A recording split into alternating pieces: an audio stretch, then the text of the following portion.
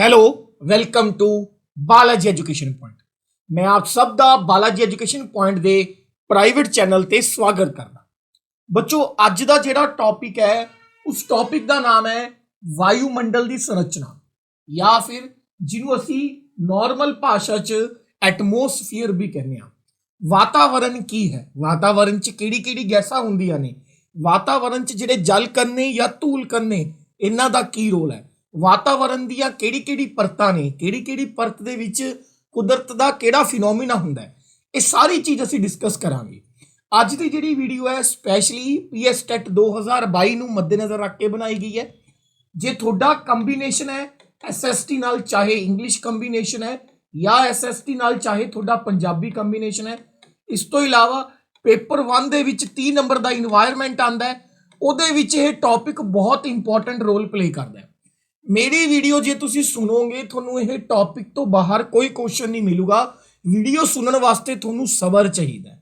मैं दूसरे वांगू नहीं कर सकता कि आओ आओ 25 इंपॉर्टेंट एमसीक्यू करो ते सारे नंबर ले जाओ, ऐसा नहीं है भाई।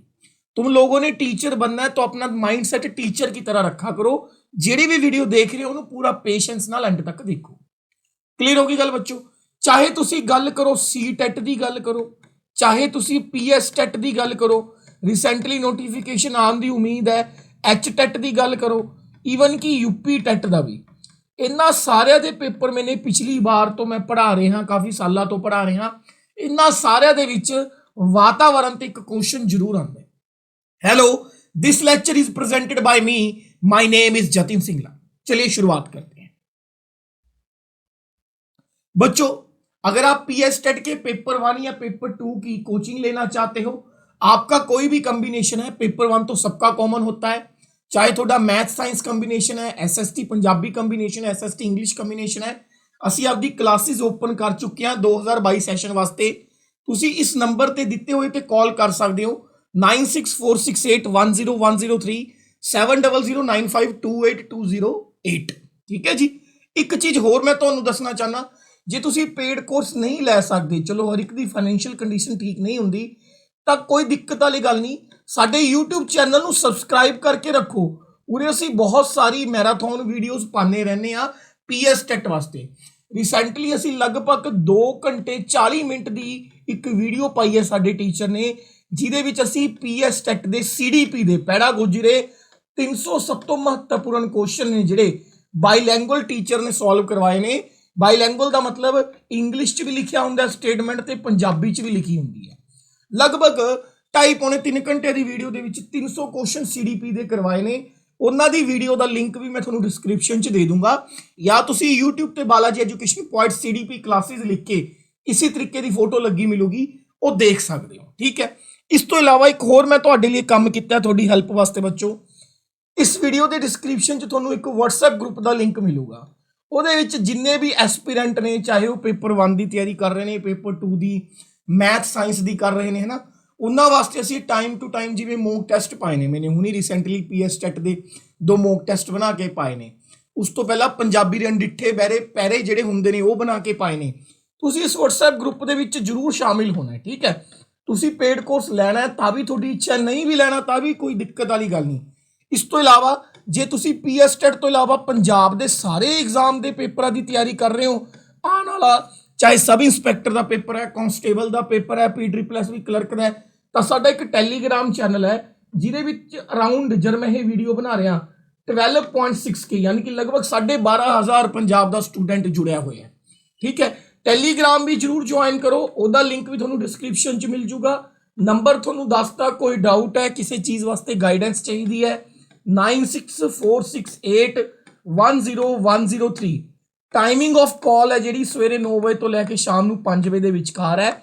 ਜੇ ਬਹੁਤ ਹੀ ਜ਼ਿਆਦਾ ਕੋਈ ਐਮਰਜੈਂਸੀ ਕੰਮ ਹੈ ਤਾਂ ਤੁਸੀਂ ਸਾਨੂੰ WhatsApp ਕਰ ਸਕਦੇ ਹੋ ਇਸ ਨੰਬਰ ਦੇ ਉੱਤੇ। ਠੀਕ ਹੈ ਬੱਚੋ, ਆਈ ਹੋਪ ਇੰਨੀ ਕੁ ਮਦਦ ਤੁਹਾਡੀ ਜ਼ਰੂਰੀ ਸੀ। ਚਲੋ ਅੱਗੇ ਚੱਲਦੇ ਹਾਂ ਬੱਚੋ। ਚਲੋ ਬੱਚੋ, ਲੈਣੇ ਅੱਜ ਦਾ ਪਹਿਲਾ ਕੁਐਸਚਨ। ਹੁਣ ਵੀਡੀਓ ਕਿਵੇਂ ਕਰਨੀ ਹੈ? ਵੀਡੀਓ ਦੇ ਵਿੱਚ ਸਾਡੇ ਕੋਲੇ MCQ ਵੀ ਹੋਊਗਾ, ਵੀਡੀਓ ਦੇ ਵਿੱਚ MCQ ਦੇ ਨਾਲ ਜੁੜਦੀ ਹੋਈ ਥਿਊਰੀ ਵੀ ਮੈਂ ਕਰਵਾਉਂਗਾ, ਯਾਨੀ ਕਿ ਕੁਐਸਚਨ ਵੀ ਹੋਣਗੇ, ਥਿਊਰੀ ਵੀ ਹੋ। ਜਿੱਥੇ ਮੈਨੂੰ ਲੱਗੂਗਾ ਵੀ MCQ ਦੇ ਨਾਲ ਕਨਸੈਪਟ ਕਲੀਅਰ ਹੁੰਦਾ ਹੈ ਉੱਥੇ ਆਪਾਂ MCQ ਕਰਾਂਗੇ, ਜਿੱਥੇ ਮੈਨੂੰ ਲੱਗੂਗਾ ਥਿਊਰੀ ਨਾਲ ਕਨਸੈਪਟ ਕਲੀਅਰ ਹੁੰਦਾ ਉੱਥੇ ਆਪਾਂ ਥਿਊਰੀ ਕਰਾਂਗੇ। ਜਿੰਨੀਆਂ ਕੋਈ ਐਕਸਟਰਾ ਗੱਲਾਂ ਬੱਚੋ ਮੈਂ ਦੱਸਾਂ, ਕੋਈ ਐਕਸਟਰਾ ਕਨਸੈਪਟ ਦੱਸਾਂ, ਕੋਈ ਐਕਸਟਰਾ ਪੁਆਇੰਟ ਮੈਂ ਤੁਹਾਨੂੰ ਦੱਸਾਂ, ਠੀਕ ਹੈ, ਉਹ ਸਾਰਾ ਤੁਸੀਂ ਨੋਟ ਕਰ ਲੈਣਾ। ਇਸ ਵੀਡੀਓ ਦਾ PDF ਜਿਵੇਂ ਮੈਂ ਤੁਹਾਨੂੰ ਸਟਾਰਟਿੰਗ 'ਚ ਦੱਸਿਆ, ਜਿਹੜਾ ਸਾਡਾ ਟੈਲੀਗ੍ਰਾਮ ਚੈਨਲ ਹੈ ਜਾਂ ਜਿਹੜਾ ਸਾਡਾ WhatsApp ਗਰੁੱਪ ਹੈ ਉਹਦੇ ਵਿੱਚ ਮਿਲੂਗਾ ਠੀਕ 24 ਆਵਰਸ, ਵੀਡੀਓ ਪੈਣ ਦੇ ਠੀਕ 24 ਘੰਟੇ ਬਾਅਦ PDF ਤੁਹਾਨੂੰ ਉਹਨਾਂ ਗਰੁੱਪ 'ਚ ਮਿਲ ਜੂਗਾ। ਠੀਕ ਹੈ ਬੱਚੋ, ਚਲੋ ਸ਼ੁਰੂ ਕਰਦੇ ਹਾਂ। ਪਹਿਲਾ ਕੁਐਸਚਨ ਧਿਆਨ ਨਾਲ ਪੜੋ, ਹਰ ਇੱਕ ਦੀ ਨਾਲ ਮੈंने ਡਾਇਗਰਾਮ ਦਿੱਤੀ ਹੈ ਤਾਂ ਕਿ ਚੀਜ਼ਾਂ ਤੁਹਾਨੂੰ ਕੀ ਹੁੰਦੀਆਂ ਜਾਣ, ਕਲੀਅਰ ਹੁੰਦੀਆਂ ਜਾਣ।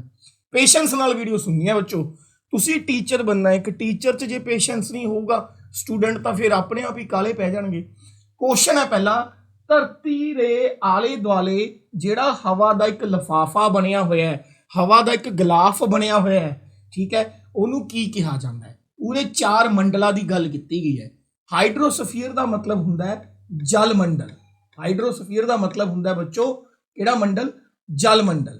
ਉਸੇ ਤਰੀਕੇ ਨਾਲ ਬੱਚੋ ਬਾਇਓਸਫੀਅਰ ਦਾ ਮਤਲਬ ਹੁੰਦਾ ਹੈ ਜੀਵ ਮੰਡਲ। ਜੀਵ ਮੰਡਲ ਕਿਹੜਾ ਹੈ ਤੇ ਇਹਦਾ ਕੀ ਕੰਮ ਹੈ, ਸਾਰਾ ਮੈਂ ਡਾਇਗਰਾਮ ਬਣਾ ਕੇ ਹੱਥ ਨਾਲ ਸਮਝਾਉਂਗਾ। ਐਟਮੋਸਫੀਅਰ ਦਾ ਮਤਲਬ ਹੁੰਦਾ ਹੈ ਬੱਚੋ ਵਾਯੂਮੰਡਲ। ਲਿਥੋਸਫੀਅਰ ਦਾ ਮਤਲਬ ਕੀ ਹੁੰਦਾ ਹੈ?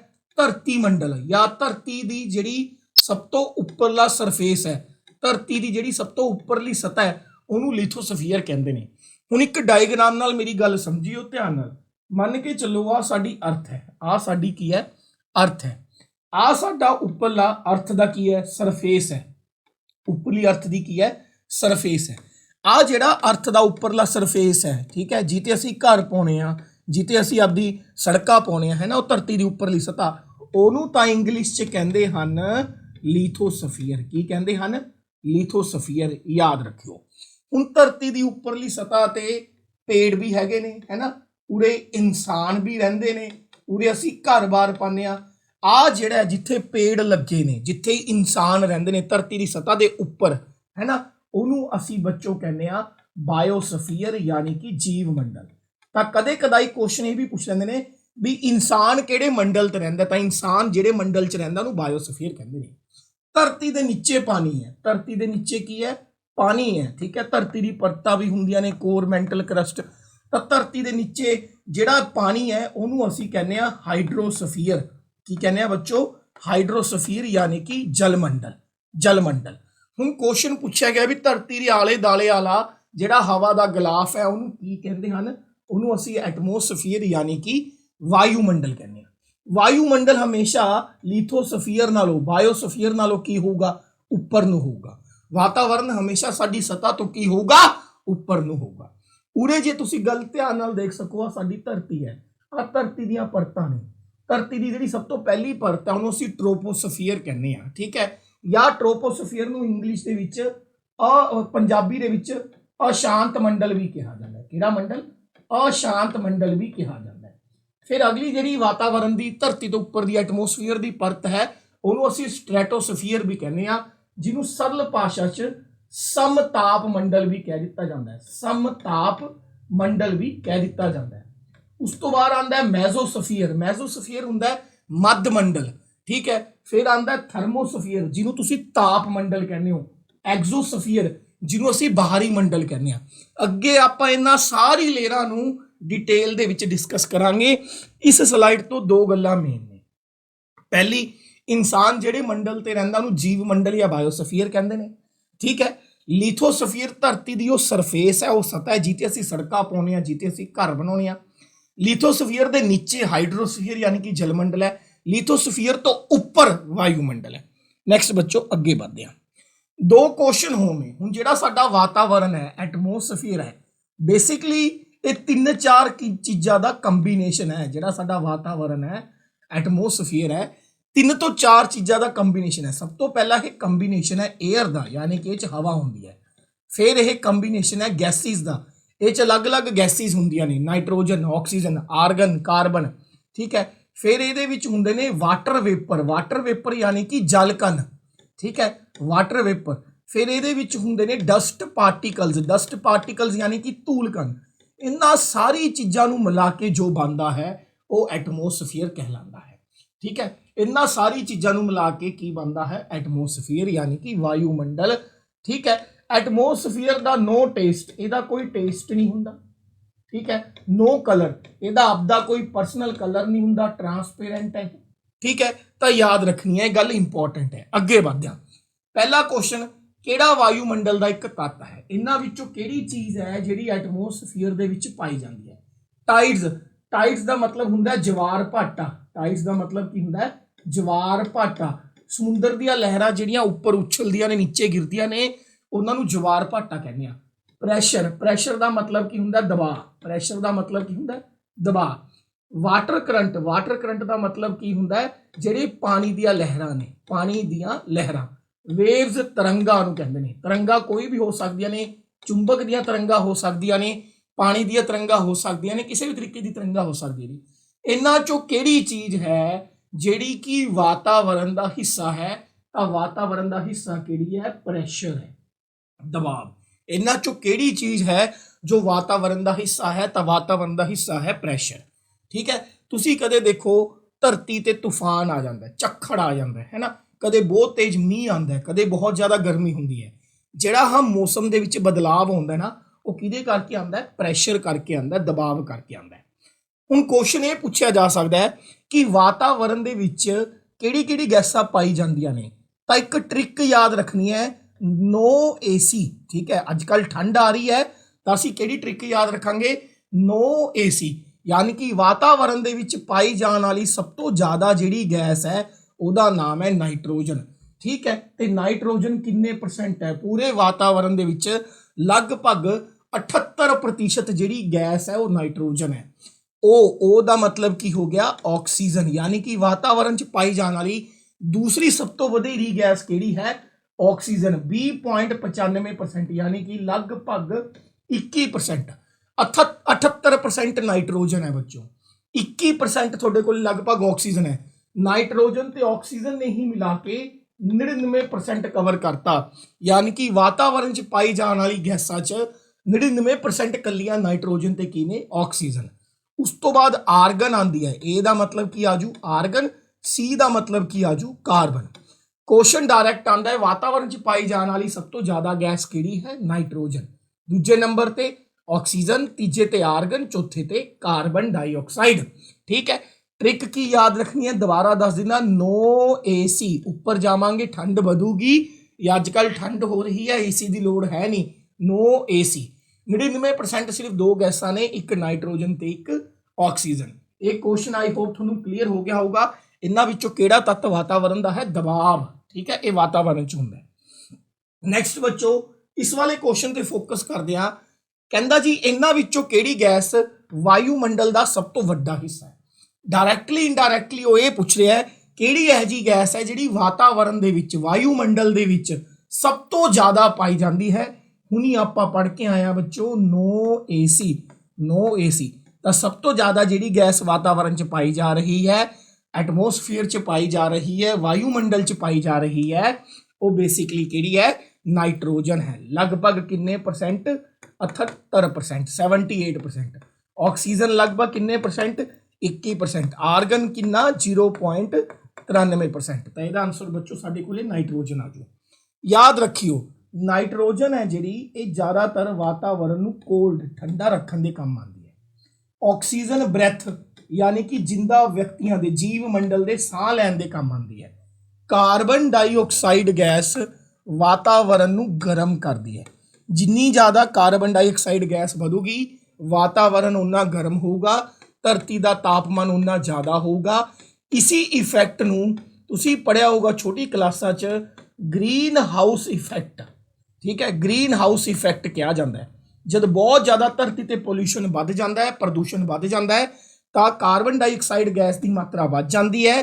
कार्बन डाइऑक्साइड गैस के विच एक गुण हुंदा है कि यह तापमान नूं जफ्फा पा के रखती है, फड़ के रखती है, ठीक है। यानी कि तापमान नूं पकड़ के रखती है, तापमान बढ़ा दूगी, जिहदे करके पोल्स के उत्ते पई हुई जिहड़ी बर्फ आपां पढ़िया होगा, अंटार्कटिका पोल, आर्कटिक पोल है ना, नॉर्थ ध्रुव, नॉर्थ पोल, साउथ पोल, उत्तरी ध्रुव, दक्षिणी ध्रुव, इन्हां पोल्स ते पई हुई जिहड़ी आइस है ਉਹਦੇ पिघलन का डर हो जाता है। इसी इफैक्ट ਨੂੰ ਅਸੀਂ ਕੀ ਕਹਿੰਦੇ ਹਾਂ? Green house effect. क्लीयर है? नैक्सट अगे चलते हैं जी। नैक्सट क्वेश्चन बच्चों कहता जी ਵਾਤਾਵਰਣ ਦੀਆਂ 5 ਲੇਅਰਾਂ ਹੁੰਦੀਆਂ ਨੇ। ਵੈਰੀ ਇੰਪੋਰਟੈਂਟ ਕੁਐਸਚਨ ਆਉਂਦਾ ਹੈ, ਵਾਯੂਮੰਡਲ ਦੀਆਂ ਐਟਮੋਸਫੀਅਰ ਦੀਆਂ ਕਿੰਨੀਆਂ ਪਰਤਾਂ ਹੁੰਦੀਆਂ ਹਨ? ਐਟਮੋਸਫੀਅਰ ਦੀਆਂ ਵਾਯੂਮੰਡਲ ਦੀਆਂ ਕਿੰਨੀਆਂ ਪਰਤਾਂ ਨੇ? 5 ਪਰਤਾਂ ਨੇ। ਇਹਨੂੰ ਆਪਾਂ ਇਹ ਡਾਇਗਰਾਮ ਨਾਲ ਸਮਝੀਏ ਤਾਂ ਜ਼ਿਆਦਾ ਸਮਝ ਆਊਗਾ। ਇਹਦੇ ਨੀਚੇ ਸਭ ਤੋਂ ਨੀਚੇ ਤਾਂ ਉਰੇ ਤਾਂ ਸਾਡੇ ਕੋਲੇ ਲਿਥੋਸਫੀਅਰ ਹੈ। ਕੀ ਹੈ ਸਾਡੇ ਕੋਲੇ? ਲਿਥੋਸਫੀਅਰ ਹੈ। ਜਿਵੇਂ ਜਿਵੇਂ ਉੱਪਰ ਜਾਵਾਂਗੇ ਸਾਡੇ ਕੋਲੇ ਵਾਯੂਮੰਡਲ ਵਾਤਾਵਰਣ ਪੂਰਾ ਸ਼ੁਰੂ ਹੋ ਜਾਊਗਾ। ਤਾਂ ਕੁਐਸਚਨ ਆਉਂਦਾ ਹੈ, ਵਾਤਾਵਰਣ ਦੀ ਸਭ ਤੋਂ ਪਹਿਲੀ ਲੇਅਰ ਜਾਂ ਲੋਅਰ ਮੋਸਟ ਮਤਲਬ ਜਿਹੜੀ ਜਮੀ ਨੀਚੇ ਹੈ, ਵਾਤਾਵਰਣ ਦੀ ਪਹਿਲੀ ਲੇਅਰ ਕਿਹੜੀ ਹੈ? ਟ੍ਰੋਪੋਸਫੀਅਰ ਹੈ। ਉਰੇ ਪੰਜਾਬੀ ਚ ਪੜ੍ਹ ਸਕਦੇ ਹੋ, ਜਿਹਨੂੰ ਸਰਲ ਭਾਸ਼ਾ ਚ ਅਸ਼ਾਂਤ ਮੰਡਲ ਵੀ ਕਹਿ ਦਿੱਤਾ ਜਾਂਦਾ ਹੈ। ਸਟ੍ਰੈਟੋਸਫੀਅਰ ਜਿਹਨੂੰ ਅਸੀਂ ਸਮਤਾਪ ਮੰਡਲ ਵੀ ਕਹਿੰਦੇ ਹਾਂ। ਕਿਹੜਾ ਮੰਡਲ? ਸਮਤਾਪ ਮੰਡਲ ਵੀ ਕਹਿੰਦੇ ਹਾਂ। ਸਮਤਾਪ ਮੰਡਲ ਵੀ ਕਹਿੰਦੇ ਆ। ਇਹਨੂੰ ਅਸੀਂ ਓਜ਼ੋਨ ਮੰਡਲ ਵੀ ਕਹਿੰਦੇ ਆ, ਓਜ਼ੋਨ ਸਫੀਅਰ ਵੀ ਕਹਿੰਦੇ ਆ। ਕਿਉਂ ਕਹਿੰਦੇ ਆ ਅੱਗੇ ਡਿਸਕਸ ਕਰਾਂਗੇ, ਠੀਕ ਹੈ। ਮੈਜ਼ੋਸਫੀਅਰ ਜਿਹਨੂੰ ਅਸੀਂ ਮੱਧ ਮੰਡਲ ਕਹਿੰਦੇ ਆ। ਮੱਧ ਮੰਡਲ ਕਿਉਂ ਕਹਿੰਦੇ ਆ ਭਾਈ? ਠੀਕ ਹੈ, ਇਹਦੇ ਨੀਚੇ ਵੀ 2 ਪਰਤਾਂ ਹਨ, 1 2, ਇਹਦੇ ਉੱਪਰ ਵੀ 2 ਪਰਤਾਂ ਹਨ, ਤਾਂ ਇਹ ਵਿਚਾਲੇ ਹੈ। ਥਰਮੋਸਫੀਅਰ ਜਿਹਨੂੰ ਅਸੀਂ ਤਾਪ ਮੰਡਲ ਵੀ ਕਹਿੰਦੇ ਆ। ਕਿਹੜਾ ਮੰਡਲ ਕਹਿੰਦੇ ਹਾਂ? ਤਾਪ ਮੰਡਲ। ਐਗਜ਼ੋਸਫੀਅਰ ਜਿਹਨੂੰ ਅਸੀਂ ਬਾਹਰੀ ਮੰਡਲ ਜਾਂ ਅੰਤ ਮੰਡਲ ਵੀ ਕਹਿੰਦੇ ਆ। ਬਾਹਰੀ ਮੰਡਲ ਜਾਂ ਆਖਰੀ ਮੰਡਲ ਜਾਂ ਅੰਤ ਮੰਡਲ ਵੀ ਕਹਿੰਦੇ ਆ। ਤਾਂ ਵਾਤਾਵਰਣ ਦੀਆਂ ਐਟਮੋਸਫੀਅਰ ਦੀਆਂ 5 ਪਰਤਾਂ ਹਨ। ਸਭ ਤੋਂ ਨੇੜਲੀ ਯਾਨੀ ਕਿ ਪਹਿਲੀ ਲੇਅਰ ਕਿਹੜੀ ਹੈ? ਟ੍ਰੋਪੋਸਫੀਅਰ। ਦੂਜੀ ਲੇਅਰ ਕਿਹੜੀ ਹੈ? ਸਟ੍ਰੈਟੋਸਫੀਅਰ। ਤੀਜੀ ਲੇਅਰ ਕਿਹੜੀ ਹੈ? ਮੈਸੋਸਫੀਅਰ। ਚੌਥੀ ਲੇਅਰ ਕਿਹੜੀ ਹੈ? ਥਰਮੋਸਫੀਅਰ। ਪੰਜਵੀਂ ਲੇਅਰ ਕਿਹੜੀ ਹੈ? ਐਗਜ਼ੋਸਫੀਅਰ। ਬੱਚੋ ਹਰ ਇੱਕ ਲੇਅਰ ਦਾ ਆਪਦਾ ਗੁਣ ਹੈ। ਹਰ ਇੱਕ ਲੇਅਰ ਦੇ ਵਿੱਚ ਆਪਦੀ ਇੱਕ ਕੰਡੀਸ਼ਨਾਂ ਨੇ।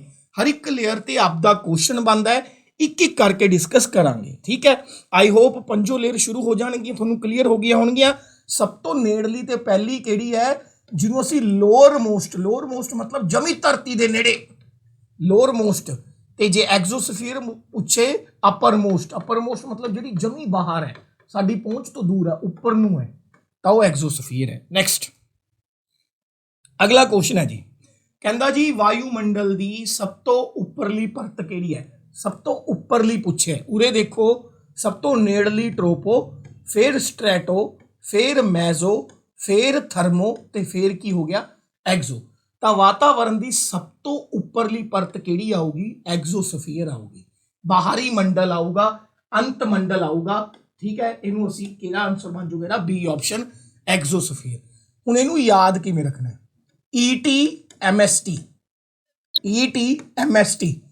ਕਾਲਜ ਦੇ ਵਿੱਚ ਜਿਹੜਾ ਆਪਾਂ ਪੇਪਰ ਦਿੰਦੇ ਆ, ਆਪਾਂ ਕਹਿੰਦੇ ਨਾ ਵੀ ਸਾਡੇ ਮੰਥਲੀ ਸੈਕਸ਼ਨਲ ਟੈਸਟ ਹੋ ਰਹੇ ਨੇ। MST ETMST ਟੀ ਦਾ ਮਤਲਬ ਟ੍ਰੋਪੋ ਦਾ ਮਤਲਬ ਹੀ ਹੁੰਦਾ ਹੈ ਕਿ ਭਾਈ ਜਿਹੜਾ ਲਗਾਤਾਰ ਬਦਲਦਾ ਰਹਿੰਦਾ ਹੈ। ਟ੍ਰੋਪੋ ਮਤਲਬ ਹੁੰਦਾ ਹੈ ਜੋ ਚੇਂਜ ਹੁੰਦਾ ਰਹਿੰਦਾ, ਕਦੇ ਵੀ ਸਥਿਰ ਨਹੀਂ ਰਹਿੰਦਾ। ਐਸ ਦਾ ਮਤਲਬ ਸਟ੍ਰੈਟੋ, ਠੀਕ ਹੈ। ਐਮ ਦਾ ਮਤਲਬ ਮੈਜ਼ੋ, ਟੀ ਦਾ ਮਤਲਬ ਥਰਮੋ, ਠੀਕ ਹੈ। ਥਰਮੋਸਫੀਅਰ ਜਿਹਨੂੰ ਅੱਗੇ ਅਸੀਂ ਪੜਾਂਗੇ, ਇਹਨਾਂ ਨੂੰ ਆਇਨੋਸਫੀਅਰ ਵੀ ਕਹਿ ਦਿੱਤਾ ਜਾਂਦਾ ਹੈ। ਥਰਮੋਸਫੀਅਰ ਜਾਂ ਆਇਨੋਸਫੀਅਰ ਵੀ ਕਹਿ ਦਿੱਤਾ ਜਾਂਦਾ ਹੈ। ਈ ਦਾ ਮਤਲਬ ਐਗਜ਼ੋਸਫੀਅਰ। ਕਿਹੜਾ ਸਫੀਅਰ? ਬਾਹਰੀ ਮੰਡਲ, ਅੰਤ ਮੰਡਲ। ETMST। ਨੈਕਸਟ ਬੱਚੋ ਅੱਗੇ ਵਧ ਰਹੇ ਹਾਂ, ਹੌਲੀ ਹੌਲੀ ਲੈਵਲ ਚੱਕਾਂਗੇ, ਆਰਾਮ ਨਾਲ ਗੱਲਾਂ ਸਮਝਾਂਗੇ। ਨੈਕਸਟ ਹੈ, ਹੇਠਾਂ ਦਿੱਤਿਆਂ ਵਿੱਚੋਂ ਕਿਹੜੀ ਧਰਤੀ ਵਾਯੂਮੰਡਲ ਦੇ ਸਭ ਤੋਂ ਹੇਠਲੀ ਪਰਤ ਹੈ? ਧਰਤੀ ਦੇ ਨੇੜੇ ਵਾਲੀ ਪਰਤ ਕਿਹੜੀ ਹੈ? ਵਾਯੂਮੰਡਲ ਦੇ ਸਭ ਤੋਂ ਨੇੜੇ ਵਾਲੀ ਪਰਤ ਕਿਹੜੀ ਹੈ? ਟ੍ਰੋਪੋਸਫੀਅਰ ਜਾਂ ਜਿਹਨੂੰ ਅਸੀਂ ਅਸ਼ਾਂਤ ਮੰਡਲ ਕਹਿੰਦੇ ਹਾਂ। ਕਿਹੜਾ ਮੰਡਲ ਕਹਿੰਦੇ ਹਾਂ? ਅਸ਼ਾਂਤ ਮੰਡਲ। ਬੱਚੋ ਅਸ਼ਾਂਤ ਮੰਡਲ ਕਿਉਂ ਕਹਿੰਦੇ ਆ? ਜਿੰਨੀਆਂ ਵੀ ਕੁਦਰਤ ਦੀਆਂ, ਛੋਟਾ ਕੁਐਸਚਨ ਦੱਸਣ ਲੱਗਿਆ, ਇੰਪੋਰਟੈਂਟ ਹੈ, ਜਿੰਨੀਆਂ ਵੀ ਕੁਦਰਤ ਦੀਆਂ ਐਕਟੀਵਿਟੀਜ਼ ਹੁੰਦੀਆਂ ਹਨ, ਨੈਚੁਰਲ ਐਕਟੀਵਿਟੀਜ਼ ਹੁੰਦੀਆਂ ਨੇ, ਜਿਵੇਂ ਰੇਨ ਦਾ ਆਣਾ, ਮੀਂਹ ਦਾ ਆਣਾ, ਤੂਫਾਨ ਦਾ ਆਣਾ, ਜਿਵੇਂ ਕਲਾਊਡ ਫਾਰਮੇਸ਼ਨ, ਬੱਦਲਾਂ ਦਾ ਬਣਨਾ, ਠੀਕ ਹੈ। ਇਹ ਸਾਰੀ ਚੀਜ਼ਾਂ ਜਿਹੜੀਆਂ ਨੇ ਜ਼ਿਆਦਾਤਰ ਟ੍ਰੋਪੋਸਫੀਅਰ ਦੇ ਵਿੱਚ ਹੁੰਦੀਆਂ ਨੇ। ਅੱਗੇ ਆਪਾਂ ਇਹਨਾਂ ਬਾਰੇ ਹੋਰ ਜਾਣਕਾਰੀ ਵੀ ਪ੍ਰਾਪਤ ਕਰਾਂਗੇ, ਠੀਕ ਹੈ ਜੀ। ਨੈਕਸਟ ਅੱਗੇ ਚੱਲਦੇ ਹਾਂ। ਤਾਂ ਹੁਣ ਇਹਦਾ ਆਨਸਰ ਕੀ ਆ ਜੂ? ਸਭ ਤੋਂ ਧਰਤੀ ਦੀ ਨੇੜਲੀ ਪਰਤ ਕਿਹੜੀ ਹੋ ਜੂ? ਧਰਤੀ ਦੇ ਸਭ ਤੋਂ ਨੇੜਲੀ ਪਰਤ ਹੋ ਜੂ ਟ੍ਰੋਪੋਸਫੀਅਰ। ਨੈਕਸਟ ਬੱਚੋ ਅੱਗੇ ਵਧੀਏ। Very important question, double star ਲਗਾ ਲਓ, ਇੱਕ ਇੱਕ ਚੀਜ਼ ਨੋਟ ਕਰਨੀ ਹੈ ਇਸ ਕੁਐਸਚਨ ਦੀ, ਵੈਰੀ ਇੰਪੋਰਟੈਂਟ।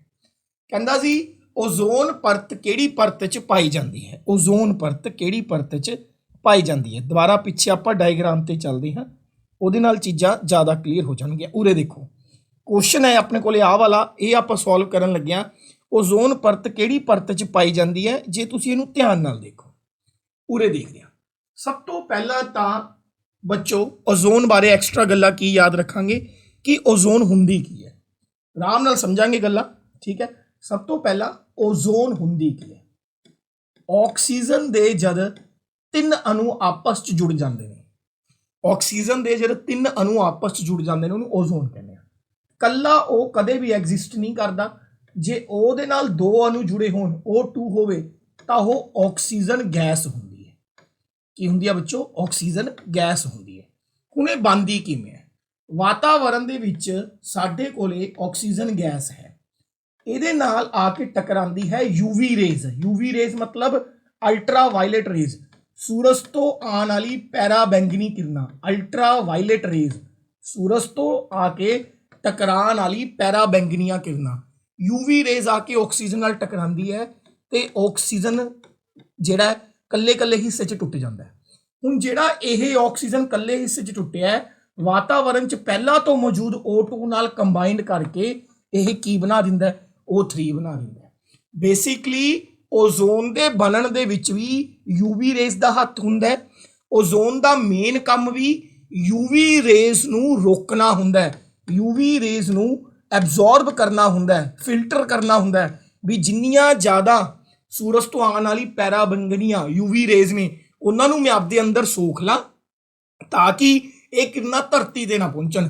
ਜੇ ਯੂਵੀ ਰੇਜ਼ ਧਰਤੀ ਤੇ ਪਹੁੰਚ ਗਈਆਂ ਤਾਂ ਸਕਿਨ ਕੈਂਸਰ ਵਰਗੀ, ਚਮੜੀ ਦੇ ਕੈਂਸਰ ਵਰਗੀਆਂ ਭਿਆਨਕ ਬਿਮਾਰੀਆਂ ਇਨਸਾਨਾਂ ਨੂੰ ਲੱਗਣਗੀਆਂ। ਸਾਡਾ ਮੂਲ ਕੁਐਸਚਨ ਹੈ ਕਿ ਭਾਈ ਓਜ਼ੋਨ ਕਿਹੜੀ ਪਰਤ 'ਚ ਪਾਇਆ ਜਾਂਦਾ ਹੈ? ਤਾਂ ਓਜ਼ੋਨ ਪਾਈ ਜਾਂਦੀ ਹੈ ਸਟ੍ਰੈਟੋਸਫੀਅਰ ਦੇ ਵਿੱਚ, ਯਾਨੀ ਕਿ ਸਮਤਾਪ ਮੰਡਲ ਦੇ ਵਿੱਚ। ਕਿਹੜੇ ਮੰਡਲ ਦੇ ਵਿੱਚ? ਸਮਤਾਪ ਮੰਡਲ ਦੇ ਵਿੱਚ ਓਜ਼ੋਨ ਪਾਈ ਜਾਂਦੀ ਹੈ। ਅਸਲੀਏ ਅਸੀਂ ਸਮਤਾਪ ਮੰਡਲ ਯਾਨੀ ਕਿ ਸਟ੍ਰੈਟੋਸਫੀਅਰ ਨੂੰ ਓਜ਼ੋਨ ਸਫੀਅਰ ਵੀ ਬੋਲ ਦਿੰਦੇ ਹਾਂ। ਦੇਖੋ ਹੁਣ ਮੇਰੀ ਗੱਲ ਧਿਆਨ ਨਾਲ ਸਮਝਣੀ ਹੈ, ਧਿਆਨ ਨਾਲ। ਆ 0 ਕਿਲੋਮੀਟਰ ਹੈ, 0 ਕਿਲੋਮੀਟਰ ਤੋਂ ਲੈ ਕੇ ਲਗਭਗ 15 ਤੋਂ 16 ਕਿਲੋਮੀਟਰ ਧਰਤੀ ਦੇ ਸਰਫੇਸ ਤੋਂ 0 ਤੋਂ ਲੈ ਕੇ ਉੱਪਰ ਤੱਕ ਜਾਈਏ 15 ਕਿਲੋਮੀਟਰ ਤੱਕ ਜਿਹੜੀ ਪਰਤ ਪਾਈ ਜਾਂਦੀ ਹੈ ਉਹ ਟ੍ਰੋਪੋ ਹੈ। ਠੀਕ ਹੈ ਬਈ, ਗੱਲ ਸਮਝ ਆ ਗਈ। 15 ਤੋਂ ਲੈ ਕੇ ਲਗਭਗ 50 ਕਿਲੋਮੀਟਰ ਧਰਤੀ ਦੀ ਉਚਾਈ ਦੇ ਵਿੱਚ ਜਿਹੜੀ ਪਰਤ ਪਾਈ ਜਾਂਦੀ ਹੈ ਉਹ ਸਟ੍ਰੈਟੋਸਫੀਅਰ ਹੈ। ਪਰ ਜੇ ਗੱਲ ਕਰੋ ਓਜ਼ੋਨ ਦੀ, ਓਜ਼ੋਨ ਇੱਕ ਛੋਟਾ ਜਿਹਾ ਟੱਕ ਹੈ 25 ਕਿਲੋਮੀਟਰ ਤੋਂ ਲੈ ਕੇ 30 ਕਿਲੋਮੀਟਰ ਦੇ ਵਿਚਕਾਰ ਦਾ, ਸਿਰਫ 5 ਕਿਲੋਮੀਟਰ ਚੌੜੀ ਵਾਤਾਵਰਣ ਦੇ ਵਿੱਚ ਇੱਕ ਇਸ ਤਰੀਕੇ ਦੇ ਨਾਲ ਪਰਤ ਹੈ ਜਿਹਨੂੰ ਅਸੀਂ ਕਿਹੜੀ ਪਰਤ ਬੋਲਦੇ ਹਾਂ? ਓਜ਼ੋਨ ਪਰਤ ਬੋਲਦੇ ਹਾਂ। ਵੈਸੇ ਤਾਂ ਓਜ਼ੋਨ ਸਟ੍ਰੈਟੋਸਫੀਅਰ 'ਚ ਹੈ, ਸਟ੍ਰੈਟੋਸਫੀਅਰ 15 ਤੋਂ 50 ਦੇ ਵਿਚਕਾਰ ਹੈ, ਪਰ ਜੇ ਕੱਲਾ ਓਜ਼ੋਨ ਲੇਅਰ ਪੁੱਛੇ ਤਾਂ 25 ਕਿਲੋਮੀਟਰ ਤੋਂ 30 ਕਿਲੋਮੀਟਰ ਦੇ ਵਿਚਕਾਰ ਸਾਡੇ ਕੋਲੇ ਕਿਹੜੀ ਪਰਤ ਪਾਈ ਜਾਂਦੀ ਹੈ? ਓਜ਼ੋਨ ਪਰਤ ਪਾਈ ਜਾਂਦੀ ਹੈ। ਹੁਣ ਇਸ ਕੁਐਸਚਨ ਤੇ ਵਾਪਿਸ ਆਓ, ਬਹੁਤ ਇੰਪੋਰਟੈਂਟ ਗੱਲਾਂ ਨੇ। ਤਾਂ ਓਜ਼ੋਨ ਕਿਹੜੀ ਲੇਅਰ 'ਚ ਪਾਈ ਜਾਂਦੀ ਹੈ? ਸਟ੍ਰੈਟੋਸਫੀਅਰ 'ਚ, ਸਮਤਾਪ ਮੰਡਲ 'ਚ। ਹੁਣ ਓਜ਼ੋਨ ਕਿਵੇਂ ਬਣਦੀ ਹੈ? ਆਕਸੀਜਨ ਗੈਸ ਪਹਿਲਾਂ ਹੁੰਦੀ ਹੈ, UV rays, ultraviolet rays, ਪੈਰਾ ਬੈਂਗਨੀ ਕਿਰਨਾਂ ਆ ਕੇ ਇਹਨੂੰ ਕੱਲੇ ਕੱਲੇ O 'ਚ ਤੋੜ ਦਿੰਦੀਆਂ ਨੇ। ਕੱਲਾ ਜਿਹੜਾ O ਹੈ ਵਾਤਾਵਰਣ 'ਚ ਪਹਿਲਾਂ ਤੋਂ ਮੌਜੂਦ O2 ਨਾਲ ਰਿਐਕਟ ਕਰਕੇ O3 ਯਾਨੀ ਕਿ ਓਜ਼ੋਨ ਬਣਾ ਦਿੰਦਾ ਹੈ। ਓਜ਼ੋਨ ਦਾ ਮੇਨ ਕੰਮ ਹੈ ਸੂਰਜ ਤੋਂ ਆਉਣ ਵਾਲੀ ਯੂਵੀ ਰੇਜ਼, ਪੈਰਾ ਬੈਂਗਨੀ ਕਿਰਨਾਂ ਨੂੰ ਐਬਜ਼ੌਰਬ ਕਰਨਾ, ਸੋਖ ਲੈਣਾ। ਗੱਲ ਕਲੀਅਰ ਹੋ ਗਈ? ਹਾਂ ਜਾਂ ਨਾ? ਅੱਗੇ ਵਧਦੇ ਹਾਂ। ਹੁਣ ਕਹਿੰਦਾ ਜਿਹੜੀ ਸਾਡੀ ਓਜ਼ੋਨ ਲੇਅਰ ਹੈ, ਕਈ ਵਾਰ ਅਸੀਂ ਕਹਿੰਦੇ ਹਾਂ ਵੀ ਓਜ਼ੋਨ ਪਰਤ ਪਿਘਲ ਰਹੀ ਹੈ, ਓਜ਼ੋਨ ਲੇਅਰ ਖਤਮ ਹੋ ਰਹੀ ਹੈ, ਠੀਕ ਹੈ, ਪੋਲਿਊਸ਼ਨ ਕਰਕੇ। ਅਸੀਂ ਕਿਵੇਂ ਮਾਪਦੇ ਹਾਂ ਕਿ ਜਿਹੜੀ ਓਜ਼ੋਨ ਲੇਅਰ ਹੈ ਉਹ ਮੋਟੀ ਹੋ ਗਈ ਜਾਂ ਪਤਲੀ ਹੋ ਗਈ?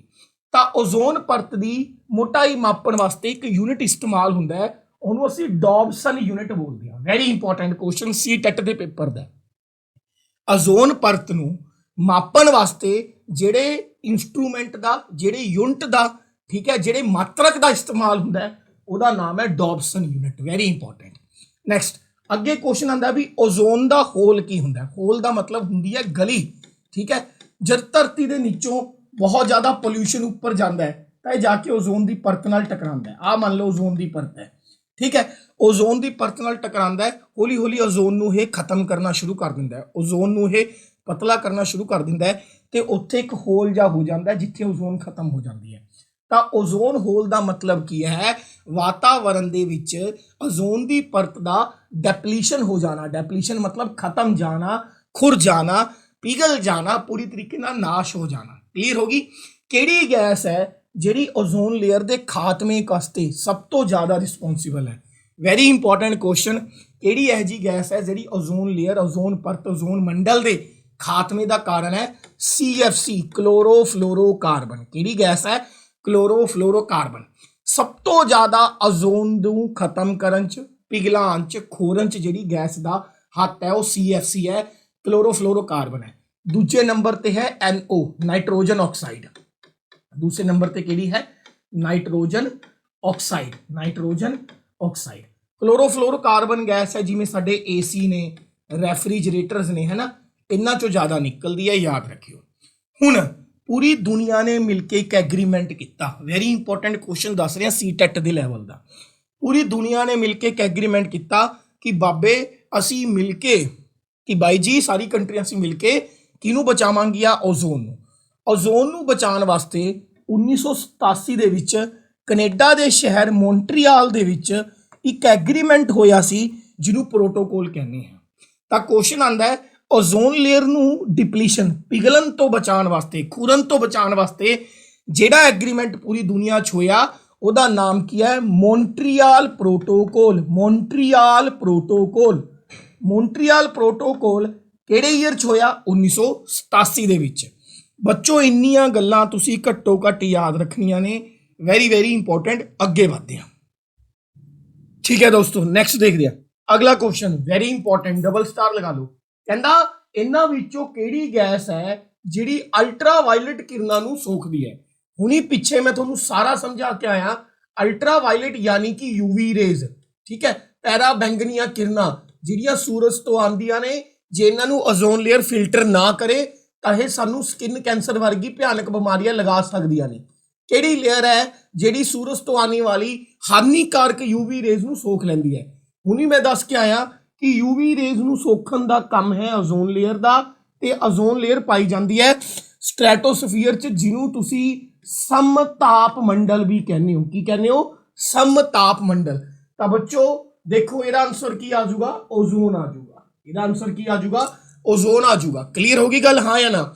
ਓਜ਼ੋਨ ਲੇਅਰ ਕਿਹੜੀ ਲੇਅਰ 'ਚ ਪਾਈ ਜਾਂਦੀ ਹੈ? ਸਟ੍ਰੈਟੋਸਫੀਅਰ CTET 'ਚ। ਬਹੁਤ ਕਾਮਨ ਕੁਐਸਚਨ ਹੈ। CTET 'ਚ ਬਹੁਤ ਵਾਰ ਰਿਪੀਟ ਹੋਇਆ, PSTET 'ਚ ਬਹੁਤ ਵਾਰ ਰਿਪੀਟ ਹੋਇਆ, ਯਾਦ ਰੱਖਿਓ। ਹੁਣ ਬੱਚੋ ਸਟ੍ਰੈਟੋਸਫੀਅਰ ਨਾਲ ਜੁੜੀ ਹੋਈਆਂ ਕੁਝ ਹੋਰ ਇੰਪੋਰਟੈਂਟ ਗੱਲਾਂ ਮੈਂ ਤੁਹਾਨੂੰ ਦੱਸਣਾ ਚਾਹਨਾ। ਆਹ ਵਾਲੀ ਜਿਹੜੀ ਸਟ੍ਰੈਟੋਸਫੀਅਰ ਲੇਅਰ ਹੈ ਇਹ ਨਾਰਮਲੀ 16 ਕਿਲੋਮੀਟਰ ਤੋਂ ਲੈ ਕੇ 50 ਕਿਲੋਮੀਟਰ ਦੇ ਵਿੱਚ ਫੈਲੀ ਹੁੰਦੀ ਹੈ। ਪਹਿਲਾ ਕੁਐਸਚਨ, ਸਟ੍ਰੈਟੋਸਫੀਅਰ ਲੇਅਰ ਜਾਂ ਜਿਹੜੀ ਸਮਤਾਪ ਮੰਡਲ ਵਾਲੀ ਲੇਅਰ ਹੈ 16 ਕਿਲੋਮੀਟਰ ਤੋਂ ਲੈ ਕੇ ਕਿੱਥੇ ਤੱਕ ਫੈਲੀ ਹੁੰਦੀ ਹੈ?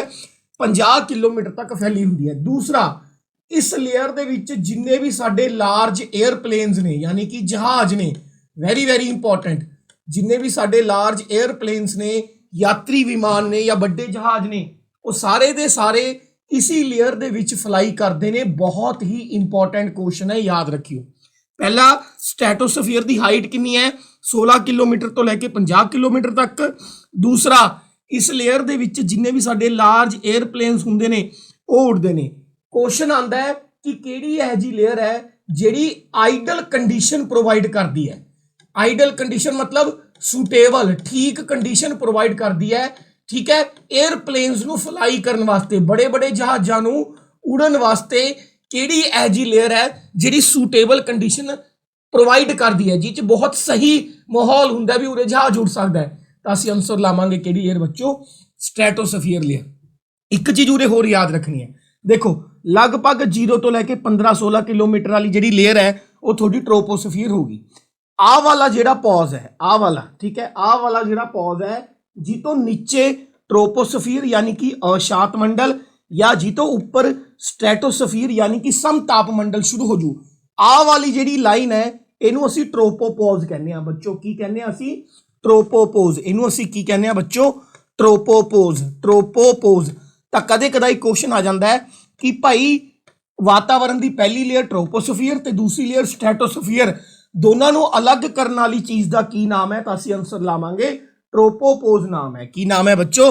ट्रोपोपोज नाम है। Very very important. नेक्स्ट अगे बढ़ते हैं। ਅਗਲਾ ਕੁਐਸਚਨ ਵੈਰੀ ਇੰਪੋਰਟੈਂਟ, ਡਾਇਰੈਕਟਲੀ ਮੈਨੇ ਇਹ ਐਚਟੈਟ ਦੇ ਪੇਪਰ ਚੋਂ ਚੱਕਿਆ ਹੈ।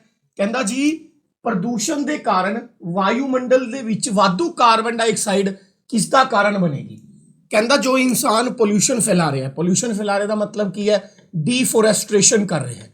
ਡੀਫੋਰੈਸਟ੍ਰੇਸ਼ਨ ਕਰਨ ਦਾ ਮਤਲਬ ਕੀ ਹੈ, ਜੰਗਲ ਕੱਟ ਰਿਹਾ ਹੈ। ਠੀਕ ਹੈ, ਜੰਗਲ ਕੱਟ ਰਿਹਾ ਮਤਲਬ ਉਹ ਟਰੀ ਘਟਾ ਰਿਹਾ ਹੈ, ਪੇੜ ਘਟਾ ਰਿਹਾ ਹੈ।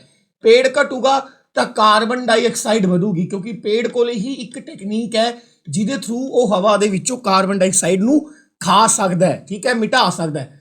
ਕਾਰਬਨ ਡਾਈਆਕਸਾਈਡ ਵਧੂਗੀ। ਕਹਿੰਦਾ ਜੇ ਕਾਰਬਨ ਡਾਈਆਕਸਾਈਡ ਵੱਧ ਗਈ ਤਾਂ ਇਹਨਾਂ ਵਿੱਚੋਂ ਕਿਹੜਾ ਫਿਨੋਮੀਨਾ ਧਰਤੀ ਤੇ ਹੋਣਾ ਸ਼ੁਰੂ ਹੋ ਜਾਊਗਾ। ਵੀਡੀਓ ਦੇ ਸਟਾਰਟਿੰਗ ਦੇ ਵਿੱਚ ਦੱਸਿਆ ਸੀ ਵੀ CO2 ਦੇ ਵਧਣ ਕਰਕੇ ਹਮੇਸ਼ਾ ਟੈਂਪਰੇਚਰ ਇਨਕਰੀਜ਼ ਹੁੰਦਾ ਬੱਚੋ।